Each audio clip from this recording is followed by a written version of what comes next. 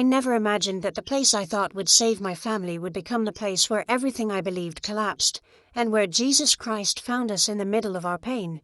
Please stay with me until the end of this testimony, because what happened to my daughter and me still shakes me when I remember it. There are moments even now when I stop speaking, when my hands tremble, because some memories carry both terror and glory at the same time. My name is Fatima Karimi. I am 45 years old. I am a mother. I was raised in Iran. I was a Muslim woman for most of my life, sincere, devoted, respectful of God, trying to do what I had been taught was right. I was not searching for Christianity. I was not reading the Bible. I was not watching Christian videos. I was not curious about Jesus in that way. If anything, I thought I already knew enough about him. I believed he was a prophet, a holy man, an honored messenger. But nothing more. And then Jesus stepped into my life personally, not in a church, not through missionaries, not through arguments, not through books.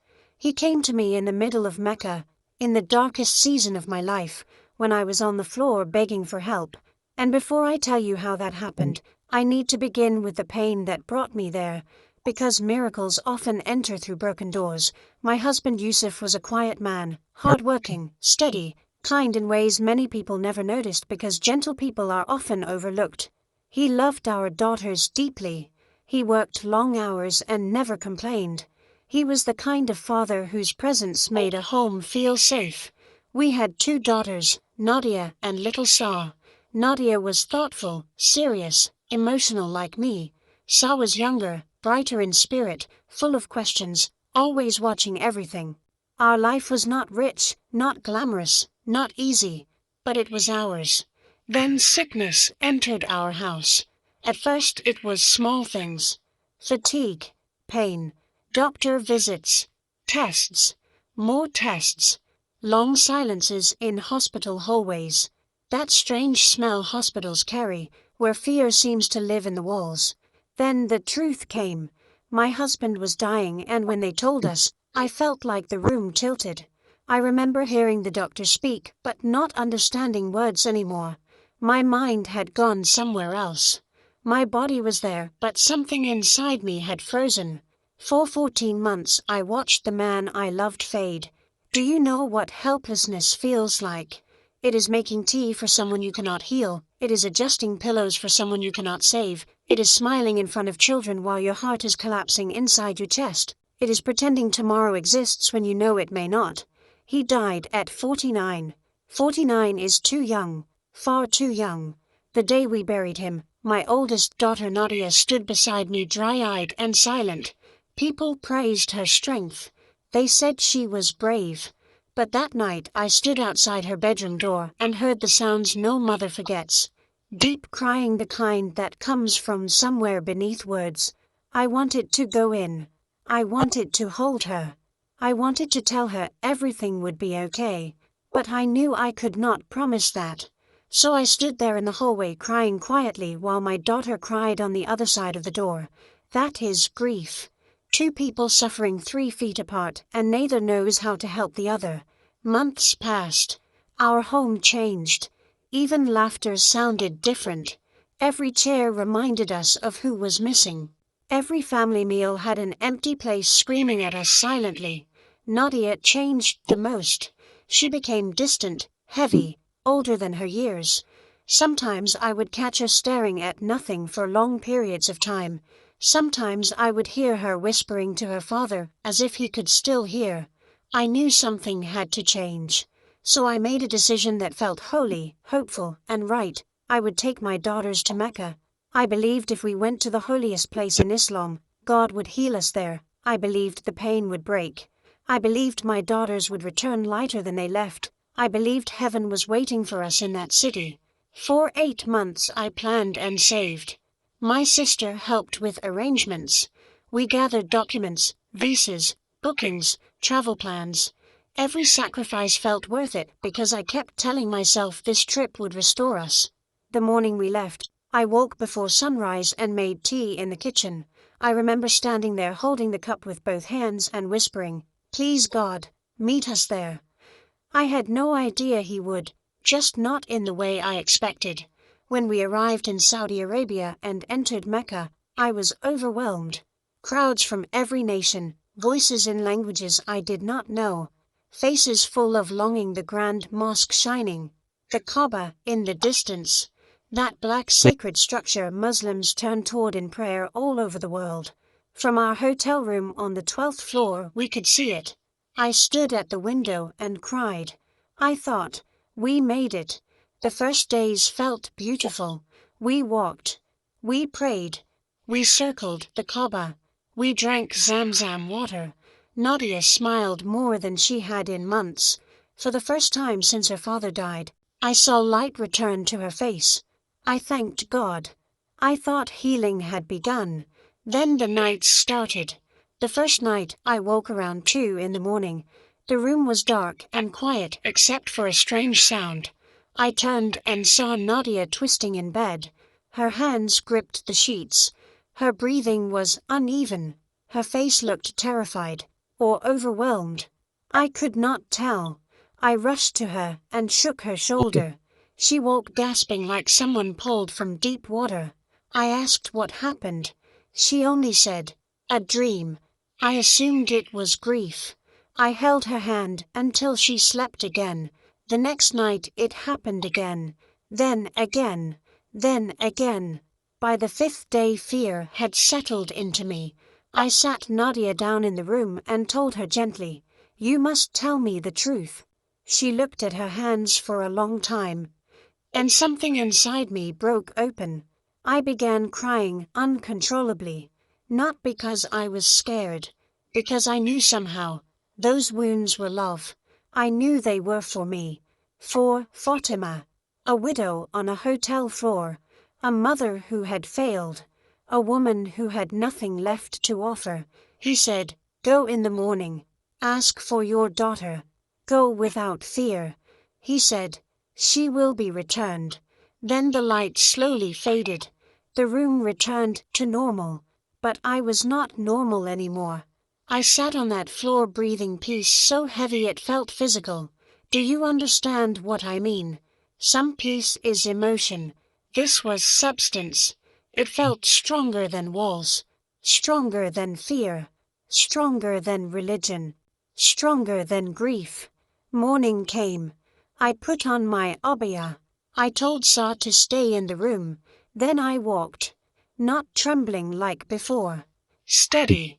When I reached the building, the guard moved to stop me. I looked him in the eyes and said calmly, "I am here for my daughter. Move." Even I was surprised by my own voice. He hesitated, then went inside. The older man came out expecting weakness. He did not find it. I told him what they had done was abuse. I told him I wanted Nadia now. Then I said the sentence that changed the room. I also saw Jesus. Everything shifted. His face changed. He tried to insult me. He called me confused, compromised, unstable. But underneath the anger, I saw fear. Because truth carries authority, darkness recognizes. After a long argument, they brought Nadia out.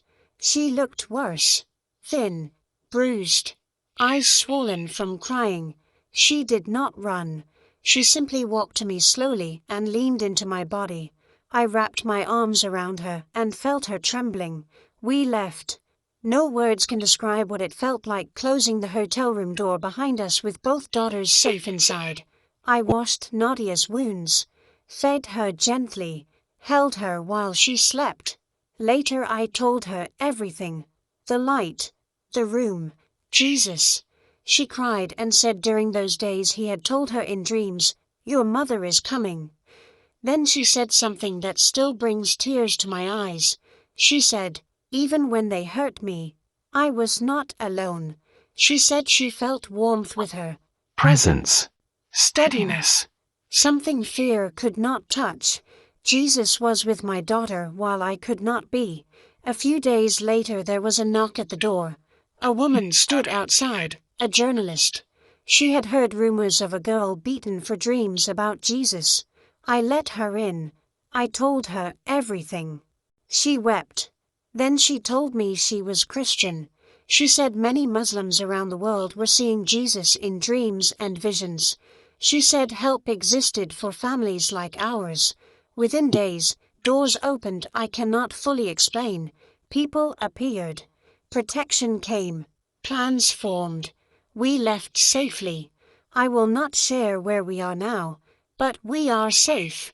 Together, healing, learning who Jesus really is. Nadia's bruises healed faster than her memories. Sometimes she still wakes at night. Sometimes certain sounds make her quiet. When that happens, I hold her and remind her, you are safe. Jesus did not leave you there, and he has not left you now. Sa asks many questions. Beautiful questions.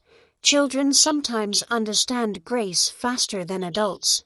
As for me, I lived 45 years believing God was far and I must struggle upward to reach him. Now I know the truth. God came down. He came near. He entered rooms. He heard desperate mothers. He found grieving daughters. He carried scars of love. Everything changed. Before, I prayed hoping enough words might reach heaven. Now I speak to Jesus like someone who knows me. Before, I lived trying to earn peace. Now peace found me. Before, grief was a prison. Now grief is still real, but it is no longer empty, because Jesus stands inside sorrow and fills it with presence. I am sharing this because someone watching right now is where I was. Maybe your child is suffering and you cannot help. Maybe religion has given you rituals but no peace. Maybe you are doing everything right and still feel empty. Maybe you have had dreams you are afraid to tell anyone. Maybe you hear the name of Jesus in your heart and do not know why. Listen to me carefully. Do not ignore him. He still speaks. He still visits. He still rescues. He still enters impossible places. If he can reveal himself in the middle of Mecca to a Muslim widow and her broken daughter, he can meet you in your room tonight. Call on him. Not perfectly, honestly. Say, Jesus, if you are real, show me. He hears desperate prayers. If this testimony touched your heart, please like this video so more people trapped in fear can hear that Jesus is still alive and still moving today. Comment your thoughts below, or share your own testimony. Someone reading your story may find hope because you were brave enough to speak. And subscribe for more faith stories like this, because the world is full of pain, but it is also full of miracles people have not heard yet. My name is Fatima Karimi. My daughters are Nadia and Sa. We lost much. We suffered deeply, but in the place I least expected, Jesus found us. And when Jesus finds you, nothing stays the same. That silence frightened me more than words. Then she said something that changed everything. A man has been coming to me every night. My skin went cold. She continued. He wears white. There is light around him. Not normal light, softer and stronger at the same time. I could barely breathe. Then she whispered the name. He said his name is Jesus. She told me he spoke kindly to her. He told her she was loved. He told her she was not forgotten. He told her she was not alone since her father died. He told her God saw every tear she cried when no one else could hear. Then she said something I still remember word for word. He showed me his hands, Mama. I stared at her.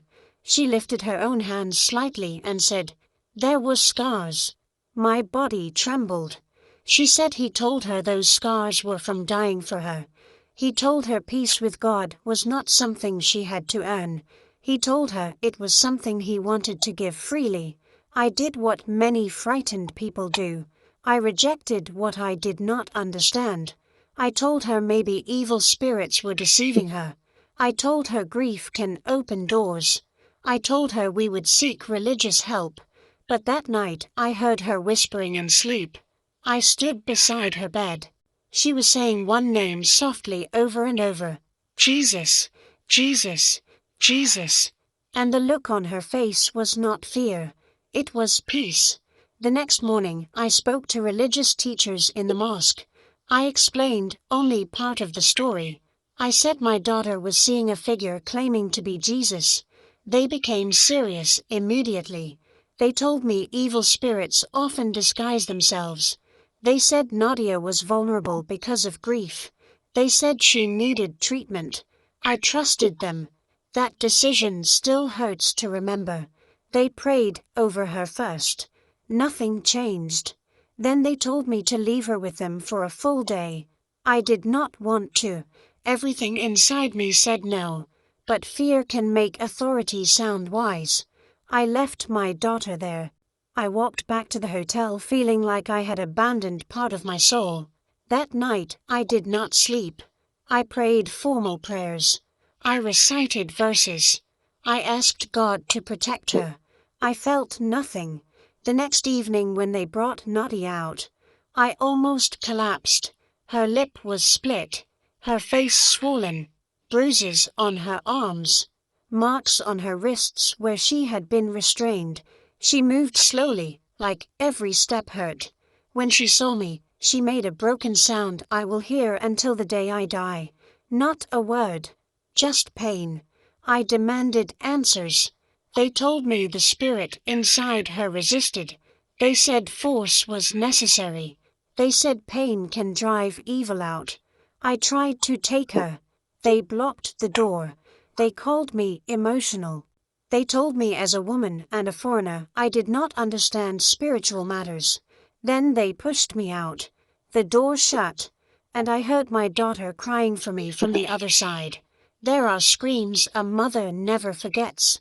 That was one of them. I went to authorities. No help. I pleaded. No help. I called family. No help. 3 days passed like a nightmare without waking. I walked Mecca crying inside sacred streets. I drank Zamzam water with shaking hands. I read everything I knew. I begged heaven. Silence. On the third night, I returned to the hotel room broken. Sa was asleep. I knelt beside the bed on the floor. Not formal prayer anymore. No rehearsed words. Just desperation. I said, God, I do not know what is true anymore. I said, I lost my husband. I said, now I am losing my daughter. I said, I cannot carry this. Then something rose in me I did not plan. I said, Jesus, if you are real, help me. I had never prayed like that before. I whispered his name in Mecca, quietly, clearly, Jesus. Then exhaustion overtook me and I fell asleep on the floor. When I opened my eyes, the room was filled with light, not sunlight. The curtains were closed. The light had no source I could point to. It was simply everywhere. I sat up. At the foot of the bed stood a man in white, radiant, calm, beautiful in a way beyond appearance. And listen carefully. I was not afraid. That still amazes me. A stranger standing in a locked room should terrify you. But fear was gone. Every ounce of it. He looked at me with eyes that seemed to know every sorrow I had ever hidden. There was no condemnation in them. Only kindness. Deep kindness. He said simply, I am Jesus. Not dramatic. Not loud. Just truth spoken gently. He said he heard me asking for help.